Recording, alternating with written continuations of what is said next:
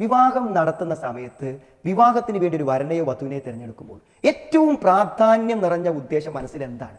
എന്താ സഹോദരങ്ങളെ? ഒരു ചെറുപ്പക്കാരന്റെ മനസ്സിൽ സൗന്ദര്യമാണോ? ഒരു സ്ത്രീന്റെ മനസ്സിൽ നല്ല ഗ്ലാമറുള്ള ഒരു പുരുഷനാവണമെന്നാണോ? അല്ലെങ്കിൽ സാമ്പത്തിക ശേഷിയുള്ള ഒരു വീട്ടുന്നാവണമെന്നാണോ? ഇതൊന്നല്ല ഒന്നാമത് പരിഗണന.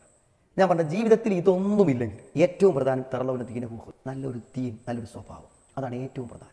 ഞാൻ പറഞ്ഞ അള്ളാഹുവിനെ ഭയപ്പെടുന്ന, ജീവിതത്തിന്റെ ഏതു സാഹചര്യങ്ങളിൽ അള്ളാഹുവിനെ ഭയപ്പെടുന്ന, രഹസ്യങ്ങളെയും പരസ്യങ്ങളെയും സൂക്ഷിക്കാൻ പറ്റുന്ന, തൻ്റെ ഉത്തരവാദിത്തങ്ങളെ പാലിക്കാൻ പറ്റുന്ന, അമാനത്തുകൾ നിർവഹിക്കാൻ പറ്റുന്ന ഒരു നല്ല ബോധമുണ്ടോ സഹോദരങ്ങളെ, ആ കുടുംബിനി, ആ ഭാര്യ ജീവിതത്തിൽ എന്നും സൗഭാഗ്യവും സന്തോഷവും തരും. മറ്റുള്ളതൊക്കെ എന്താ അറിയും, ഓരോ സന്ദർഭവും സമയം വരുമ്പോൾ നമുക്ക് നഷ്ടപ്പെട്ടു പോകും. അതുകൊണ്ട് ഏറ്റവും വലിയ പ്രധാനം ദീനിന് കൊടുക്കുക, മതപരമായ ചിട്ടകൾ കൊടുക്കുക, സൽ സ്വഭാവത്തിന് കൊടുക്കുക.